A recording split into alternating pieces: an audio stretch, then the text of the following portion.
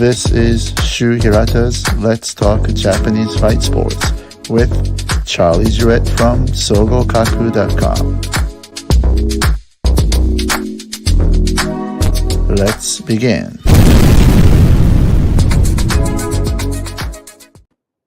Hey, Charlie. Hey, how's it going? Good. How are you? Good. Long time no chat. Oh, I know. We have to. I keep saying this every episode that we got to catch up more. We're all so busy. Yeah, I've been busy. Plus, we're on opposite sides of the world. So that also further complicates things. I know. So let's talk about the big news, which is Super Rising Asakura against Hiramoto. That's a huge fight announcement. It's like how big it is in Japan. Well, I'm trying to remember. This is the third Super Rising show. Mm-hmm.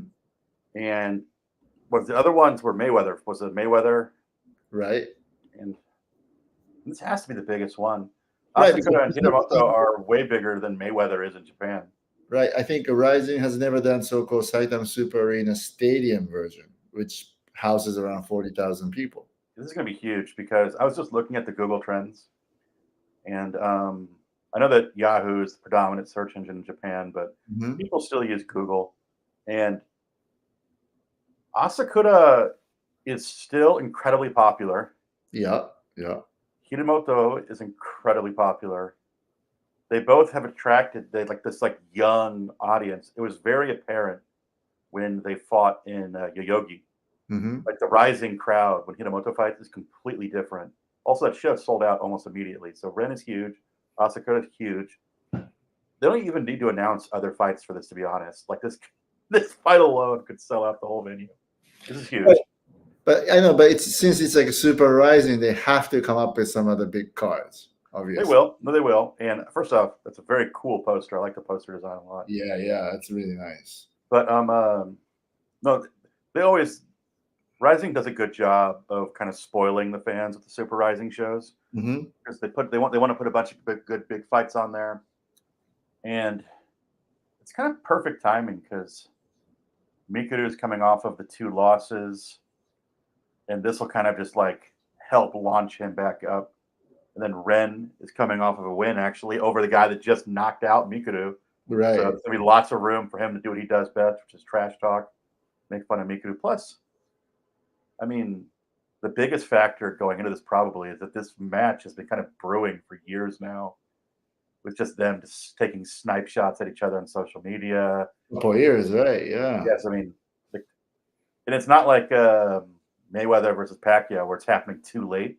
I think it's happening at just the right time. Oh yeah, I agree. And so, do you think this is almost like a Ogawa versus Yoshida back in Pride? That was probably the last time they did the stadium version, right? Yeah, this is going to be huge. It's going to be really, really big. This might be. What's the big? I can't even think about what the biggest Rising show did. It was maybe the Tokyo Dome happened during the pandemic, so that wouldn't count. Right. So that wasn't the biggest because of they had the limited number of people. So I think this is going to be the biggest. This will have to be the biggest Rising show to date. And I'm pretty sure they're looking to get a big pay-per-view, Oh, it'll be huge because when this gets in, they did a good, smart thing. Sometimes Rising makes a mistake where they announce events kind of too close to the event. Right. But by announcing this when they did, they gave the diehard fans kind of time to save up some money because the tickets to this thing are going to be crazy because the tickets are just going to be crazy expensive. So. Well, let me ask you this. Let's say if you were to buy a pay-per-view, which streaming company do you use to buy that pay-per-view? Because in Japan now you have a couple of choices, right? For Rising. Right. You got Unext. Up till now, I have pretty much ever since Landmark. I think the first Landmark show is the reason that we got Unext. Right. And then I realized that Unext also has all of the HBO content that I want to see. Of course, yeah. So I just kept Unext. And now Unext has Pancrase, Deep, pretty much all the other MMA I want to watch. So if I order the pay-per-view, I pretty much order it on Unext. Okay, so you're the I would have to classify you as a hardcore so-called MMA fan, Right. And so that of course you're subscribed to Unext. Now, but I'm still hearing in terms of those general fans, the pay-per-views are more bought through Abema than Unext. Oh, absolutely, because you saying that makes complete sense to me because Unext is not cheap. Okay. I think Unext is kind of an expensive premium TV service. Okay. How much pay Unext per month? It's got to be over 2,000 yen. Well, I mean, okay, so yen is weak, so that's compared to what we pay here. It's still cheap, but in Japan, it's very expensive, right? For like the average Japanese person, it's just kind of expensive compared to Abema, which Abema, you can pretty much watch a ton of stuff on Abema for free. Free, right? That option does not exist with Unext. Mm-hmm. And I kind of fall into the Unext trap too because I'm foreign and it has a ton of foreign content that maybe the normal Japanese fan base isn't interested in. But also, I think Abema is still very popular. They have a very successful app on their phone. But I think also, didn't RIZIN announce they're kind of like putting more weight behind their own streaming service with the monthly subscription now? I think so. Yeah. So that'd be an option as well. Right. But I think Abema will probably be the biggest, just because it doesn't have like the paywall just to get it. People that just want to watch this pay-per-view and not have a monthly subscription will most likely watch it through Abema.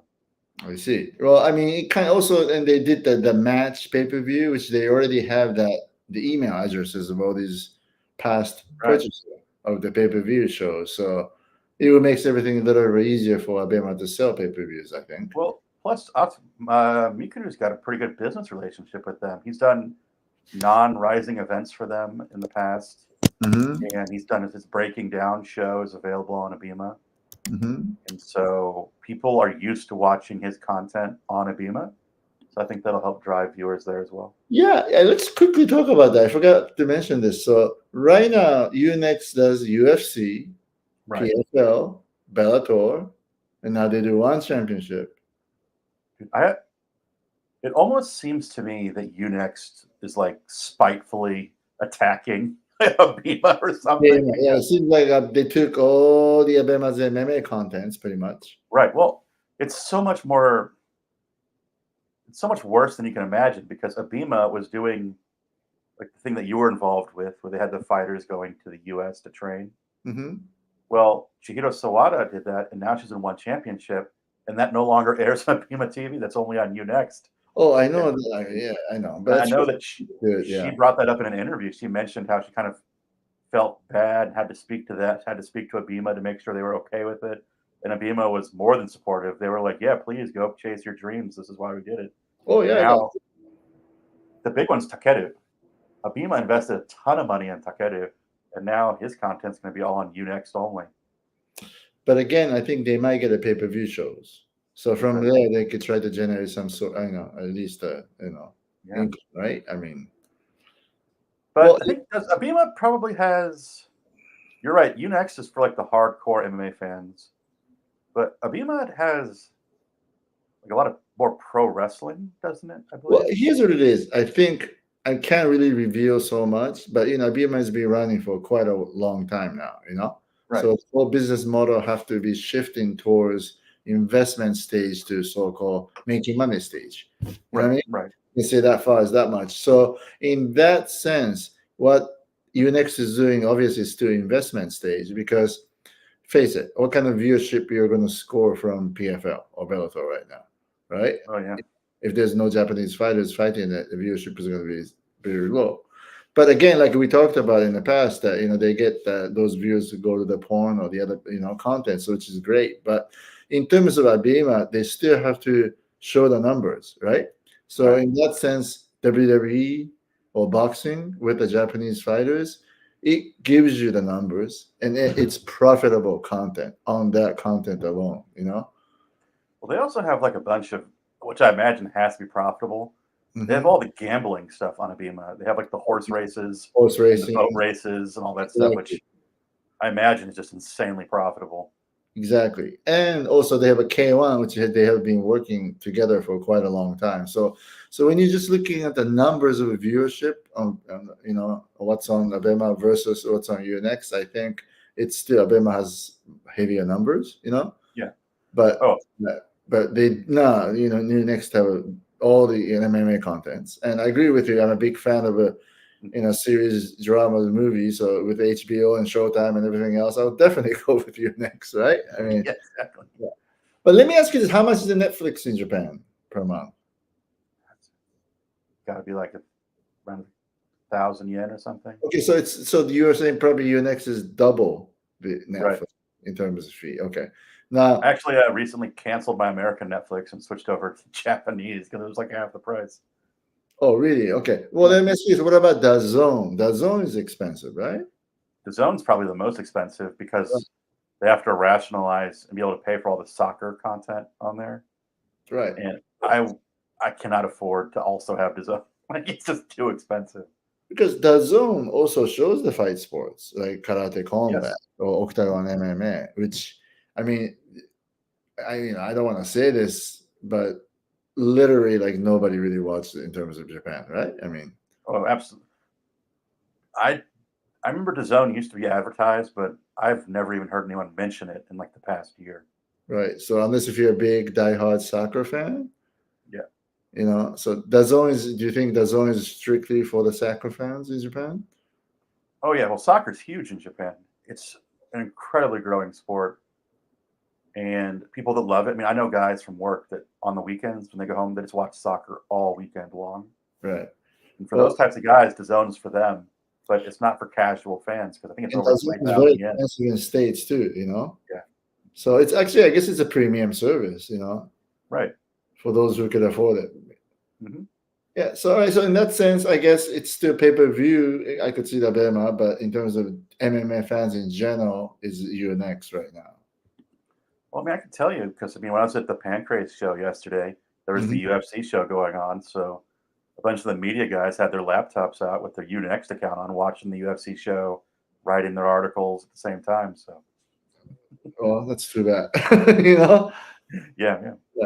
Well, I mean, all right. So to go back to Super Rising, they'll probably announce more additional cars. Obviously, after the next show, April show, right. They'll come up with another, couple power title fights and stuff like that. Now, are you hearing anything about the Pacquiao or Mayweather or anything like that for this show? I am with Pacquiao, especially. I'll believe it when it happens. Right. They've marched him out to the ring so many times for stuff, and he's clearly just looking for who's going to pay him the most money. Mm-hmm. And he has legal problems with money in the U.S. with his former agents. And yeah, I'll believe he fights when he's actually walking out there on fight night. Right, because that's kind of toned down because it seems like it's really not much talks going on right now, Exactly right. Yeah. And Sakakibara flew to States, talked to Dana, talked to BKFC, all kinds of stuff, but there's not much thing happening in terms of Kai or Horiguchi possibly going to UFC. I know that you've said in the past that RIZIN knows how to use Mayweather to make it profitable for them. Mm-hmm. I don't know how a Pacquiao Mayweather fight would be profitable because of the amount of money both sides would demand. Oh yeah, and plus they need some Japanese fighters involvement. Right. That's the reason they were able to make the Mayweather fights work. Right. Exactly. So I think that talk is kind of dying down, or maybe it might come back. Hopefully it dies down. This Mikuru Hiramoto fight's way more interesting. Oh yeah, of course. And just so you know, to finish this topic, Hiramoto is going to be hopping on a plane soon to go to Dublin, Ireland. Oh, is he training? Yeah.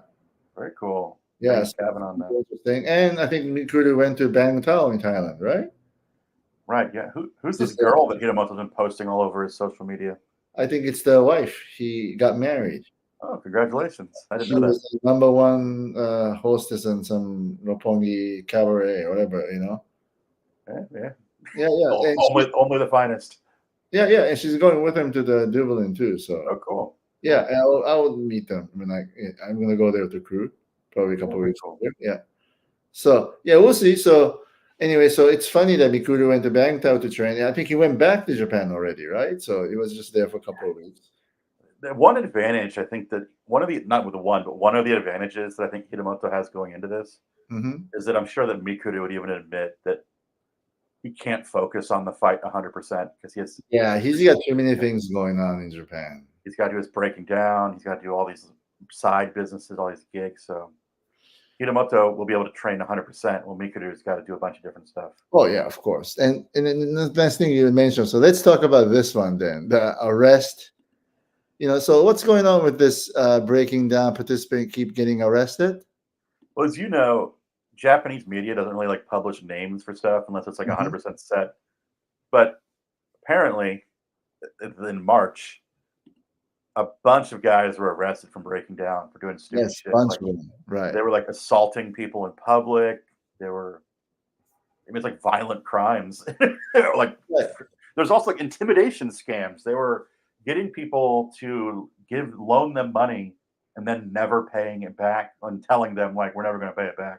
Right. And I think this guy that I'm showing on the screen right now, he ate and drank whatever, and he couldn't pay his bill. He tried to pay with a credit card. He couldn't do it. So his manager took him to the ATM machine nearby. But over there, he roundhouse kicked to the face and ran away. And of course, he would get arrested. I didn't even realize this was what breaking down supposed mission was. But some guy came out, it's like the CEO, and said, breaking down's mission is to like take these guys that have been cast out by society to give them a chance to better themselves. And I'm like, it seems like it's doing quite the opposite. Which is, I thought was kind of funny because Mikuru released a statement on Twitter where he kind of like disavowed everything. He says like, we don't condone violence. But then it was kind of this weird stance too, where he was like, we'll wait for the outcome of any criminal investigations and decide what to do on a case-by-case basis. Whereas his brother Kai was much more like, this is disgusting. This is making everyone involved look bad. If one guy does something crazy, it kind of ruins it for everybody. So he had a much stronger stance than Mikuru did. It's really funny though, the other CEO or whatever that says, this promotion has never functioned as a reform facility for delinquents. So, you know what I mean? Like they only utilize their delinquency and made a business out of it. So the idea that it's supposed to be like giving these guys another chance and reforming them is insane to me, because the show rewards you being a psychopath. Exactly right. So chance for what? Chance for being what? Like, be more psychopath and maybe possibly make quick, easy money, or make a little bit money than expected and get disappointed. Well, for people that don't know, I haven't watched it in a while, but you go in front of Mikuru and his guys, and there's probably like, you go in like groups. So there's probably like 8 of you. Okay. And you kind of make your case for why you should be allowed to be part of this. And what people realized is if you do something crazy and get their attention, it increases your chances of getting on the show. Right. So I saw a guy pick a chair up and hit a guy in the head with it. And it wasn't like, this isn't pro wrestling. There was like blood everywhere. It was like legitimately just nailed a guy with a chair. And I'm like, this is the kind of stuff that they're promoting. So, yeah. So it's really almost like that talk show was a Hirato and right? Exactly. Right? It's almost something like that, almost close to. Yeah, I had to crack up because as I was looking up breaking down articles, I'm like, it just seems like every other girl that's involved with it is like a porn star of some kind. And they had an event recently, and 2 of the round girls didn't even show up. One went to go shoot a porn movie in like Brazil, and the other was gambling in Vietnam. Like, this organization is just crazy. Like, how do they get anything done? This sounds like it's going to turn to be some of the great Netflix documentary or Netflix feature series. Can you imagine Mikuru calling these girls to be like, where are you? Oh, I'm at a casino in Vietnam. What? All right, let me ask you this. Are they selling tickets? Are they still doing well? Kind of switched the model up. It used to be kind of like the landmark shows where the whole thing was mystery location, very limited guests, very expensive tickets. Yeah. The tickets are still very expensive, but they've increased the number of tickets they're doing. Well, I mean, surprisingly, it's not like they make good money on pay-per-views. Nobody really buys pay-per-view on Breaking Down. Yeah. No, so I think it's they also kind of released the highlights on YouTube a couple days later. So right, and I think they make more money from tickets and sponsorship. It seems like. yeah, they do have some pretty good. It looks like they have good sponsors, Hmm. and I gotta think that Mikuru must have some special YouTube deal where he gets more money, like as an addition. A little bit, but probably not that much more, right? Because Right. everybody, all the YouTubers in the world are bitching about, you know, how their shares are much lower than they used to be. Right. Hmm. So, but yeah, how long is he going to continue being involved? Because it seems like Mikuru is not really the owner, right, of the Breaking Down. No, if I had to guess, I'd say that the lawyer guy that he's involved with is probably the owner. There's another guy, right, who's CEO or whatever that is. I forget his Yeah. name. So those guys are running the show. So he doesn't really necessarily have to be involved, but he is. So it's probably banking pretty good money for him. Right. Hmm. Well, I saw he made. I think some article said that he made like $6 million from YouTube last year or something. But who knows how accurate that is? But I've never really watched his YouTube yet, and is it still like scoring big numbers? I mean, I was looking at it earlier today, and it is. But I did notice something interesting when I was looking at the Google Trends. It kind of looked like he could be preparing for kind of like his gradual downward. yeah, I Like think so because it's not like nobody's really talking about YouTube anymore as much as it used to be in terms of within the well, Japanese sport. most of the fighters that were doing it quit. Yeah, I realized that many of them quit. Yeah, And Sugiyama doesn't even do it anymore. Akana Asakura doesn't really do it anymore. no, And I talked to them about it, and they said the reason they all quit is because they're like, it's a job. Like right. you have to So get out and make this isn't like a fun thing. You have to go out and make content. It takes a lot of time. right, and you make very little money, right, Right. compared to the effort that you put in, and ask somebody else to help you out and stuff. You can't do that all alone. Mikuru still gets pretty good views, but I could see where it might start going gradually down because, as you know, and our listeners probably aware, Japan's very much like a boom culture, as they like to call Yeah. it. They're very much like flavor of the month. We want all of our restaurants to have seasonal menus.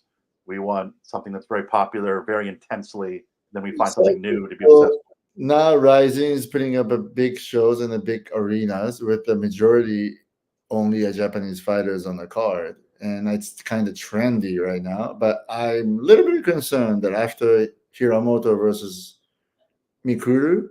Mhm. now what's left after that, really? So, are you saying that this might be like the Japanese MMA version of the match? Could be because I mean, really think about it. Like, okay, let's look at the bantamweight or flyweight or even featherweight in terms of title fights. Yeah, they're good, solid guys up there, but do they have a big ticket selling power like Mikuru and Hiramoto? Probably not, right? So, Well, they still heavily rely on guys that they built up during the Fuji right TV era. now, Tenshin's gone, right? Yes. After this, maybe Mikuru will be gone. Ren will stick around probably, but Kai, Horiguchi, what's going to happen? I mean, Kai's made it very clear he wants to go to the UFC. I think Horiguchi's made it clear too that he also wants to go to the UFC. Right, but in terms of Horiguchi, it's not the matter of Asakura, right? Because it's all a matter of Bellator. Are they going to release him or not? Right. My gut feeling, I think they won't, because I wouldn't be surprised that the PFL decide to do flyweight next year. Okay. If they decide to do that, what's the point of releasing Horiguchi? He'll be one of the hot stocks in there, right? So Yeah, it'd be a good name. yeah. And in terms of Kai, I wonder, do you think Sakura will just let him go? I think he went, what was it? Sakakibara's comments were he wanted to see if Kai would be willing to go places besides the UFC, which to me means Bellator or PFL. He wants people That's what that'll he'll help go. promote with him. But didn't Sakakibara go to meet with Dana to kind of talk about it? Sure, but that's not his point. Is this till this day? I've been saying this for like a quarter century, but Sakakibara is not a Kai's manager. So what is he doing there, right? I mean, he has the Well, I manager. agree. It's kind of weird that Kai is giving him this power that he doesn't actually have. Yeah, exactly, right. So what is he trying to do? Maybe is he trying to do like what the Golden Glory did the last? Remember, like 15 years ago? Yeah, but that's when the UFC kind of banned them. Right, exactly. So they're not going to change that, especially if Is he, they're a public company now. is he trying to sell? Does Kai have a bunch of fights on a contract? He's trying to sell his contract. Maybe, right, that could happen. So the problem is that unless Kai wants to take a giant pay cut, I just don't see the U.S. thinking he's worth what Rising thinks he's worth.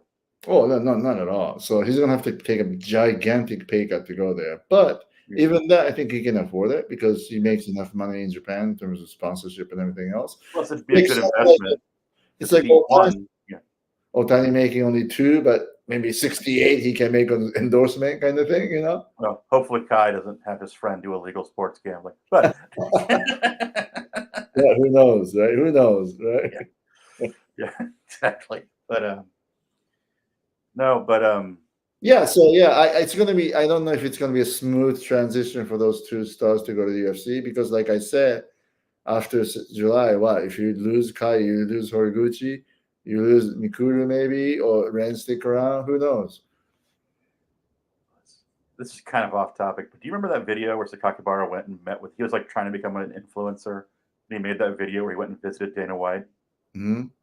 That video haunts me because of how awkward their meeting was. Like, it was just so obvious the power gap between them. Like, Dana was just like, "What are you doing here?" Like, and then I kind of had this thought where I'm like, Dana, I feel like Dana must hate him because he essentially tricked him into buying Pride with no existing contracts, just burning all this money. But I don't know about hate, but I don't know. Annoyed. He trusts him 100%. I guess nobody does, but in that sense, but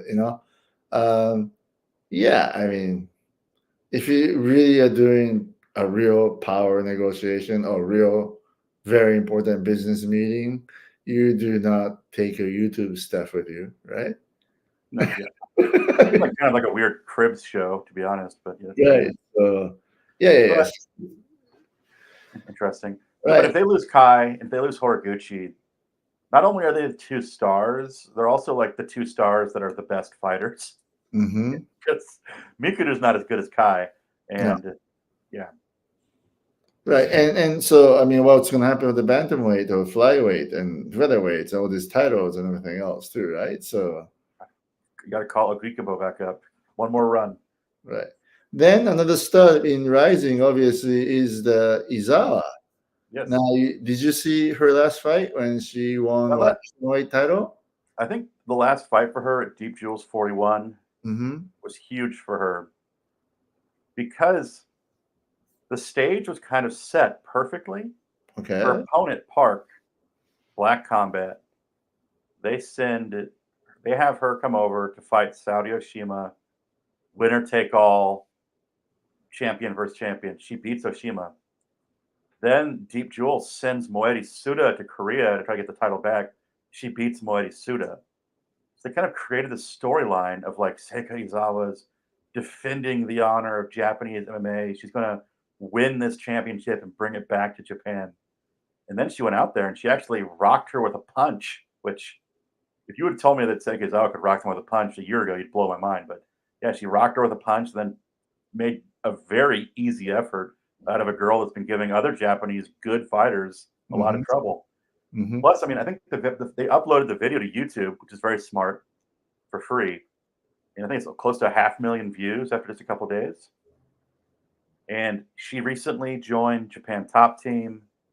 She's been making videos with Kai Asakura. So I think she's doing a real concentrated, hard push to market herself and to kind of separate herself from the rest. I got to say, she's doing a great job. Yeah. And I wonder, I mean, so who is the coach at the Japan Top Team now? It's the same guy? It's the French guy, right? He's still there permanently. I believe so. And I think, isn't Kei Taro the grappling coach? Yeah, but he also runs his own team too, right? Yeah, United. So that's so is Miyata. So they're like a visiting coach, basically.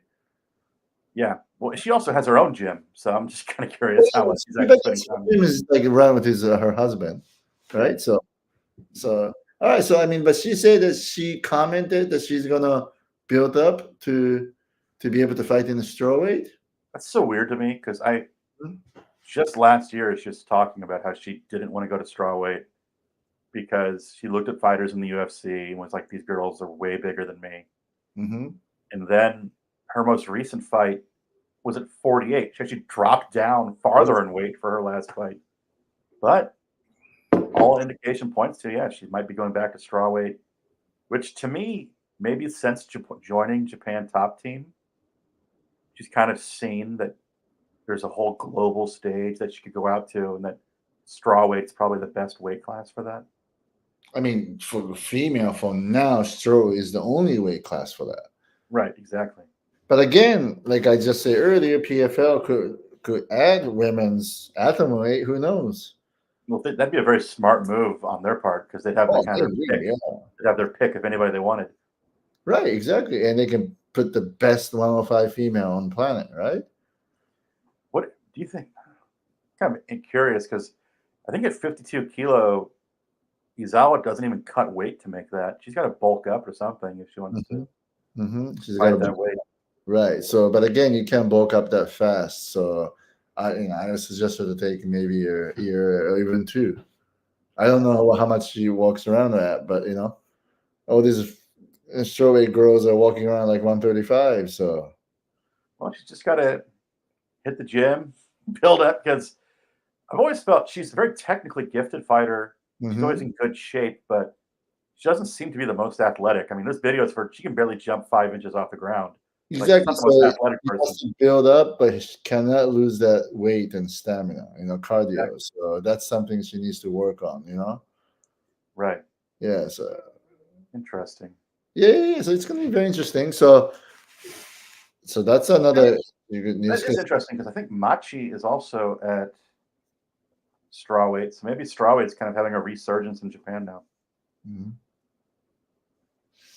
All right, he says, any thoughts on the news supposed to super gym propping up with the Asakura gyms and be working with the Paraisto? What do you think? Oh, any thoughts on the new supposed super gyms popping up? Oh, so I believe you're talking about Japan top team. And also the Pyresta Kashiwa, the Chiba branch, broke out of the Pyresta network and is now called the Black Belt Japan. Right. I never quite understood the Pyresta network because it seemed like all of the gyms were very independent. I didn't really notice they were working together that often. Mhm. And Pyresta, I've been to Pyresta Kashiwa several times. That gym is absolutely stacked with talent. And it's got a great coach. So, I mean, it should be its own gym. That just makes sense to me. And plus, I get the impression that his son, Ray, is doing a lot of work to kind of build a team up there. That's He's good. inviting fighters to train there and everything. Because I hear that from the young fighters. Like, you talk to, I was talking to Karen one time. I'm like, why are you at this gym? And she was like, oh, he came and, invited me to come to this gym, said they were trying to build up their women's program. He was, actively going out and finding women to bring to the gym. So, seems like they're very serious about building their team up. And when I was there, I was very impressed. And plus, they just built a new gym. Not just, but I think last year they just opened their new gym. And it's pretty huge by Japanese standards. So it's out in Chiba Prefecture. So they have it's a lot cheaper to have bigger buildings out there. But that's okay, though. They don't have to be in Tokyo. They don't have to be. I mean, why the hell have to be in the middle of Tokyo, right? I mean, I think it's better that it's not in Tokyo. Get those distractions out of there. Take these kids out to the sticks. Let them train out in the countryside. Go there for the fitness purposes too, not only the fighters. And as you know, the Japanese transportation system is excellent. So going to Chiba is not like New York or going to Boston. It's very easy. Well, plus I think a lot of the fighters that train there just end up moving out there because makes sense. Cheaper rent. If you're a struggling fighter, it just makes more sense. Right. Well, now you mentioned let's touch a little bit on the Road to UFC Asia Season 3. They haven't made any official announcement yet, but for the girls, Miki Motono and Matsuda is in, right? Oh, they didn't announce Matsuda? I didn't see that. Yeah, she's in. I think I heard she's in. Arisa Matsuda? Yeah. Oh, that's awesome. Yeah, that's awesome, right? So, I mean... Oh, Arisa Matsuda is such a stud. I've interviewed her before, and her story is so fascinating because she's a professional baseball player right, who while she was still like a very good baseball player, saw a Bellator show of all things. Exactly, and she liked it, and she wanted to Yeah. be fight for a Bellator. But that's good, though. I'm Yeah. so glad that they're doing 115. And here's what it is. I gotta tell this to the world that Mikimoto lost last fight, but she still got in. There's a lot of fighters who lost the last fight who still got in.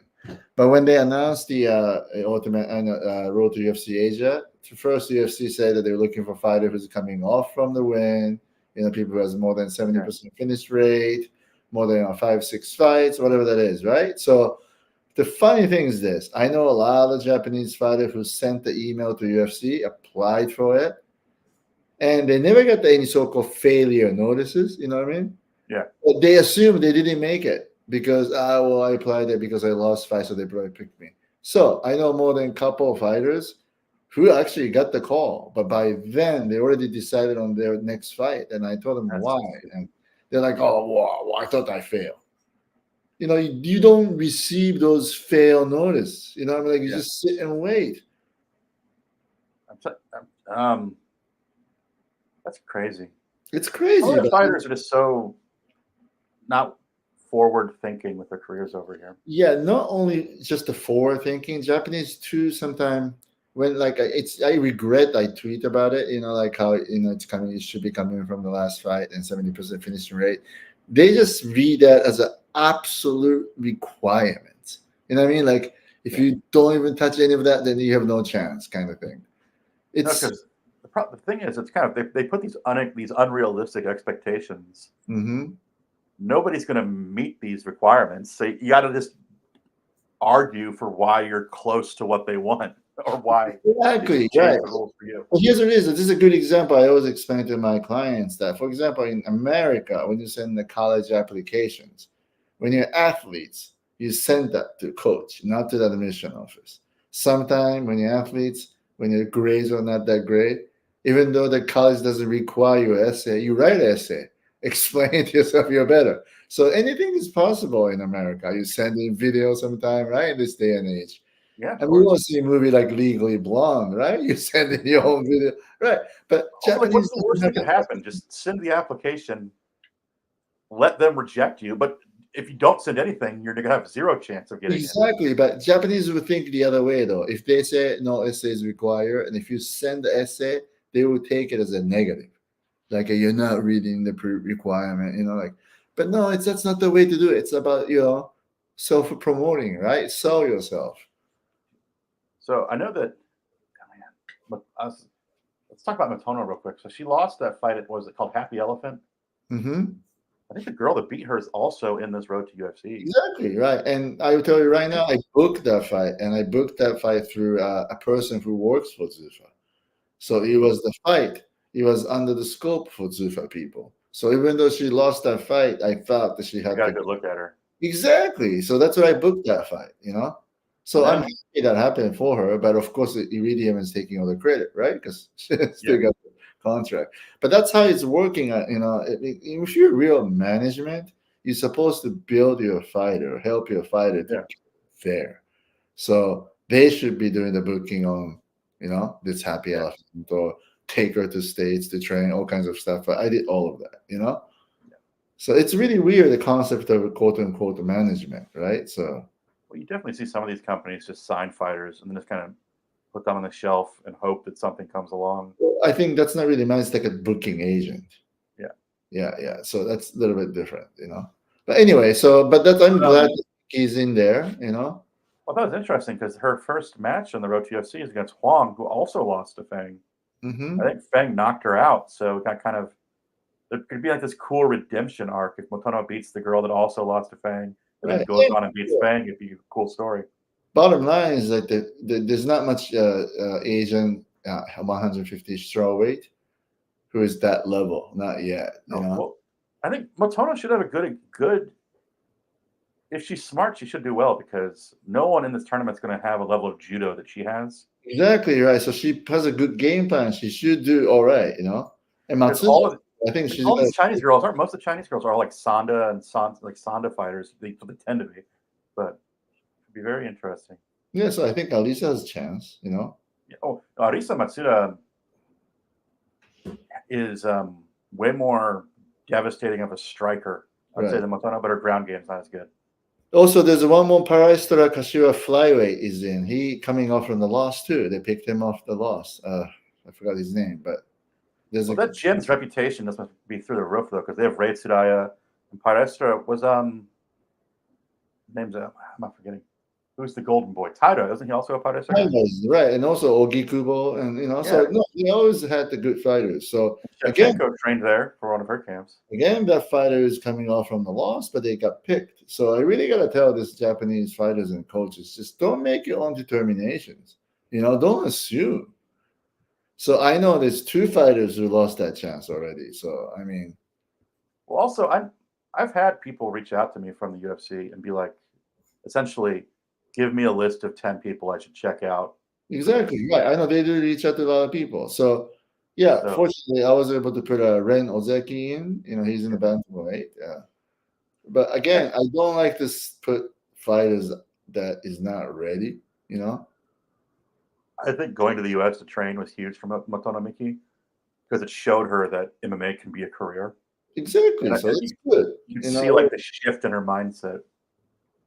So I'm glad that I sent her there. I'm glad that we're doing that TV shows, the programs. It's good that, Dude, the people at Abima have to be thrilled. You got Motono going into the UFC. You going to one championship. Right? I mean, yeah, so I'm happy for them. I'm so happy that they got what they want. So hopefully they do well, right? I mean, exactly. And Chihiro is already getting second fights confirmed, right? So they're booking pretty fights. Yeah, so let's talk about right.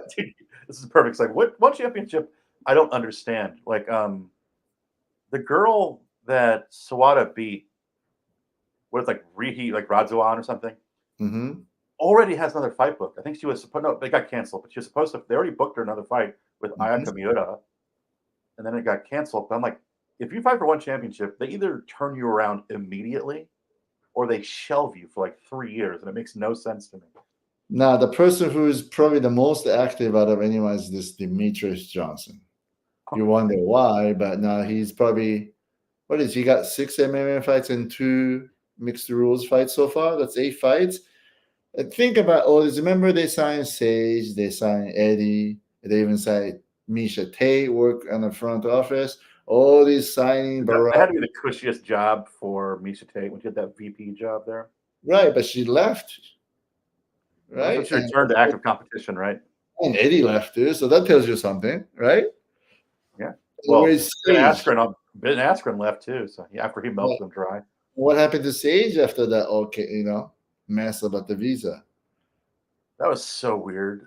I know. And now I'm more baffled by this news that just came out that Demetrius is fighting their light heavyweight champion in mixed rules.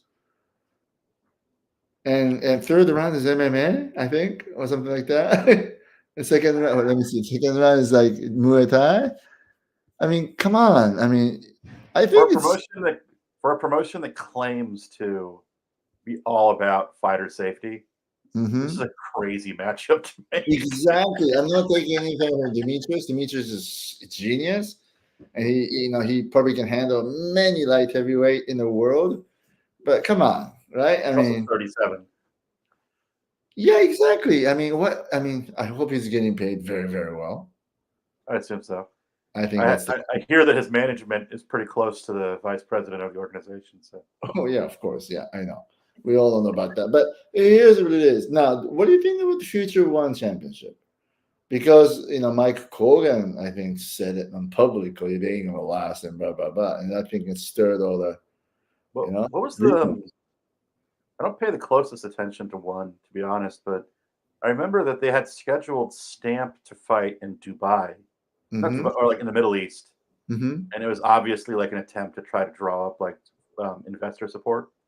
And did that event get canceled? And now they're doing it in Thailand. It seems like they're canceling more shows and rescheduling them for closer locations than they used to. Plus, I mean, they go to the place they get paid, basically, right? Yeah. And putting on a because when they came to Japan, I was surprised. I think they flew out a ton of people to work that event. I mean, I think even the people that were like setting stuff up, just like chairs, they flew them out from Singapore. So it was just crazy the amount of expenses they must have had. And also, when Lauren Mack left, I think a bunch of the good people in the office went to the PFL, right? Yeah. He took people with him. Say what you will about one championship, the people that work for their back office are very nice. Right. I can't name names, but there are some specific key person left, follow Lauren, and now they work for PFL. That's correct. Oh, yeah. I mean, we have people know who it is. It's no secret. But yeah, she's great. And so it's very strange. And you also hear louder and louder murmurings from the fighters nowadays, complaining about not getting offers. I mean, I heard a particular famous former K-1 legend is complaining about them, how they weren't they lure young fighters with these promises of giant contracts, then never give them a fight offers. They just hold them on the bench forever. Yeah, well, I mean, it's really nothing really new, though. You know, they have been kind of doing weird stuff, but right. But one thing I think I want to talk about was the Mr. Victor Cui, who was the original president. He was the president of CU at the first, right? He's back. Yeah, a lot of people didn't know he left, and I'm, mind boggled by the fact that he was running a Canadian football team. I can't believe he got hired as to run a football team. Then he ended up losing all the games. Didn't win a single game, and basically kind of agreed to depart. Right, and he came back. I may be incorrect, but I think they said they brought him back to kind of launch their U.S. expansion, something like that. But again, he owns part of the one championship, right? 10% or 5%, whatever that is. So, but I wonder how many times those shares have been diluted. But I'm sure. But that's really weird that he left. Yeah. To go to work for Canadian football team, which is probably more stable, has a longer history of one championship. He probably thought it was a better job, but he couldn't deliver, got fired basically, and still came back. If I remember correctly, he was a way better face for the organization because he didn't say the crazy stuff that Chatri says. Dude, Chatri's like, when you talk to MMA fans in Japan, he's like legitimately hated in Japan. Or just thought of as like a raging moron. Like that's the kindest thought. He's just stupid. But most people like he's actively disliked in this country. Right. I mean, yeah, in Japan, not that many people like him, right? Obviously, not. Yeah. And still booking some Japanese fighters, but no big names anymore. Well, it's kind of weird. They go out of their way to sign these big Japanese fighters, and then they kind of almost revel when they lose. They're like, "See, we told you that they weren't that good." And right, but they had that girl from AACC just fought there. The big girl. Ogata. Right. Yeah, the judoka. Right. She looked pretty good in her debut. Sure. And also, I mean, besides Shinya Aoki and Akiyama, they haven't signed any big name Japanese. Okami's gone, Oh, no, maybe, yeah. So we saw them take 10 years off Spectator's life. Right, and in terms of a good-looking young talent, since maybe Wakamatsu, they haven't really grabbed anybody, right? So Sawada's good.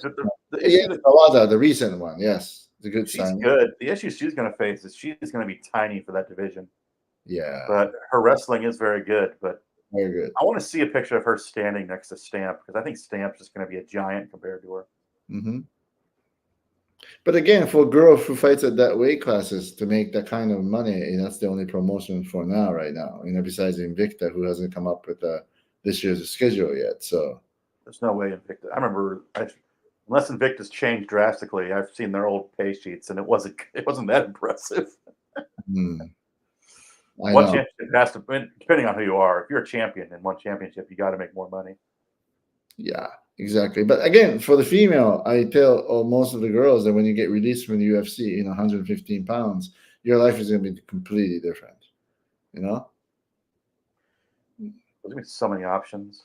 Yeah, not many. But that's then true. you go to the ship, it's kind of interesting how that's kind of changed, because I feel like 15 years ago, if you left the UFC, you could almost get a career just by saying former UFC fighter. Not But anymore. doesn't have the weight that he used to. Nah, how many UFC veterans out there on the market? Thousands, right? I mean, Well, I know I see him in the chat. I mean, WMMA scene now. I think he actually posted a video talking. He thinks that the WMMA market's actually shrinking. He had a nice little video up. yeah. Yeah, that's too bad though. That's why I hope the Invicta comes through with an announcement soon, you know? Hey, starving for it. Because I mean, I will say that, while we're waiting for the Invicta, I will say Deep Jewels 41 was a very good show. Outside of Izawa, everything else, right? They've brought some new people in. Every once in a while, you need these new fighters to kind of push out the old guard. Right. And they have this girl from Breaking Down, actually produced a good fighter, Saki, this girl from Breaking Down. She's 2-2, but both of her wins are just absolutely brutal knockouts. I mean, she hit Mizuki Furuse, and Mizuki Furuse face planted on the canvas. And that's pretty rare for Japanese girls to have that kind of knockout power, right? Yeah, that's the kind of girl that's going to move tickets. Yeah. She did the Edu Takabayashi fight, which I thought was the best Deep Jewels fight last year. It was this crazy brawl. She punched her and shattered her jaw. I mean, this girl's got some crazy punching power. If she can learn to grapple, she's going to be dangerous. That's good. So no, I'm so happy to see that new girls are coming up, because even the RIZIN, it's not much going on in that weight class. Yeah. And then there's the other knockout too. The girl that had lost 6 fights in a row or something, Cho. She knocked out Momoko Yamazaki. So there's some good knockouts on the card, which is incredibly rare for Deep Jewels. Yeah, I know. That's good though. Right. I went to the Pancrase 341. Yep. And they've been making some good moves in their women's divisions. I mean, they've out of nowhere kind of developed a flyweight division. They brought Sugiyama over, which was kind of crazy that she wasn't competing more regularly. She hadn't fought in 2 years. And now they have this new girl, Honoka Shigeta. She's the new champion. She beat Hashi yesterday. And she's been competing for 11 months, not even a year. And she beats Hashi, undefeated. She's suplexing people. Looks like a little Kuromoto. And then you got Satomi Takano knocked out Sayako with a crazy punch. If you were going to tell me that Satomi Takano was going to knock somebody out with a punch, I'd laugh in your face. But he hit Sayako and just sent her crashing to the canvas. I mean, the women have been delivering recently, and it's been a lot of fun to watch. Right. Now, in terms of Pancrase, I have to mention this one name. What do you think about the 19-year-old Yoshimura, who beat the former Shuto champion? This kid right here, from Kenji Osa's gym. Oh yeah. I think he's a hot prospect, to tell the truth, Well,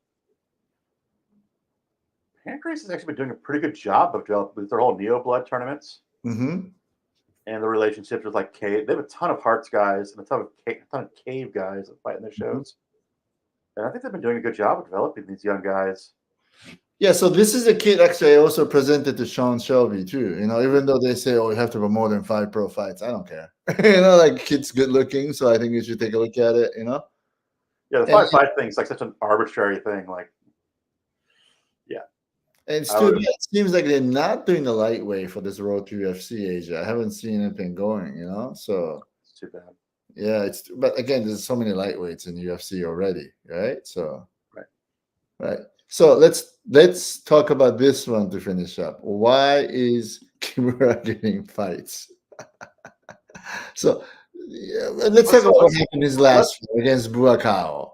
Can we start this by reminding the viewers that when he tested positive for steroids, his coach said he was going to punish him by making him fight as much as possible? Right. I don't understand that punishment. That he's not allowed to reject any fight offers.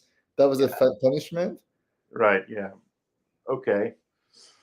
And I'm sure that picture of Sakakibara right there. He looks like he's filled to the brim with steroids. Oh, I know. He looks like he's still on roid, big time. Again, I'm sure they want to drug test him.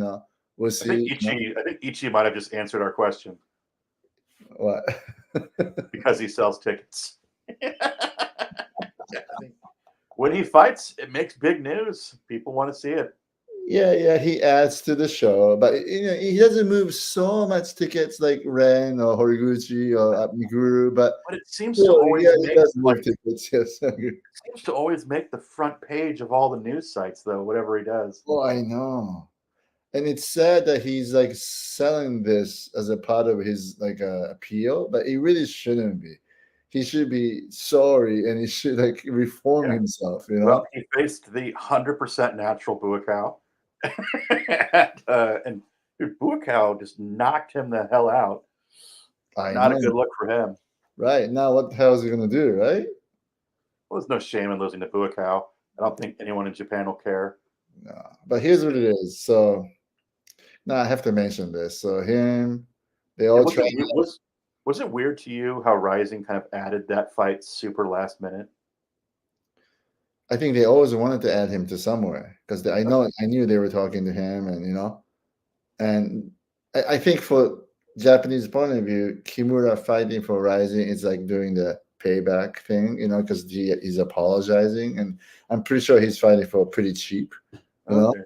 yeah, that kind of stuff, and he's selling go out and sell tickets. Mhm. Yeah.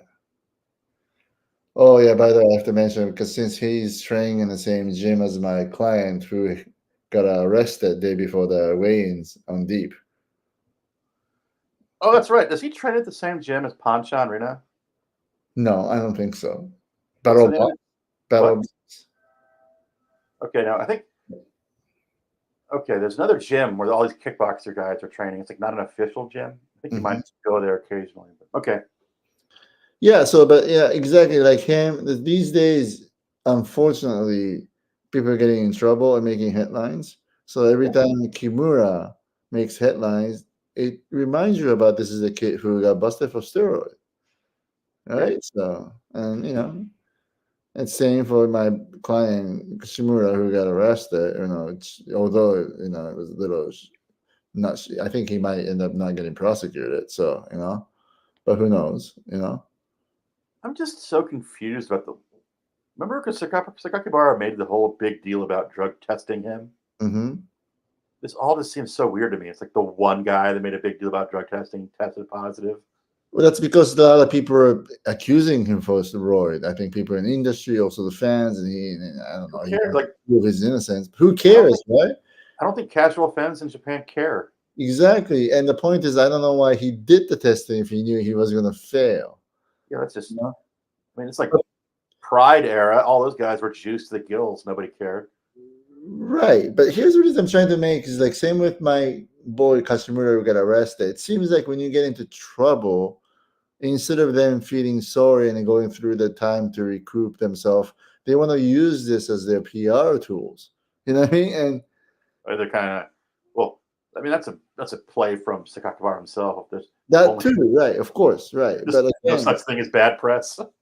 exactly. But still, though, I mean, I guess as a human to begin with, I mean, is that the right thing to do? And two, as an athlete, you know, I think you need to get better, get off the roid, and win fights to prove it. But that's not what he's doing, right? So, and No, I think he's still going to get fights. Watch. well, absolutely, Yeah. especially if he's fighting for cheap. Because the Buakaw fight, I mean, as long as he's going out there and if he's getting knocked out or knocking someone out, as long as they're exciting performances and it gets people going, he's going to keep getting offers. Right. So, I I mean, mean, Rising has had domestic abusers. They don't seem to really care about what you've yeah, been up here's what it to. is. Okay, I think everybody in life deserves a consolation fight. So yeah, sure, Yeah. you have to have a comeback fight and stuff like that. But I don't see any feeling of remorse or like sorry from this guy at all. You know what I Yeah. mean? And that's what my point is. That's what I'm trying to explain to Boy Kashimura. You can't be like him. The more you talk, Sakakibara is just like a genius. He always seems to rope in these fighters or like B League celebrities that have nowhere else to go, so he can get them You to like know, do at something this super cheap. point, like here's what it is. Every time you do this MMA awards, if he's the best promoter in the world, whatever it is, yeah, sure, Dana is doing a great job, whatever. But they already have the machine called UFC and brand. So Yeah. in terms of who really technically did the best work as a a promoter, I think it should be always non-UFC.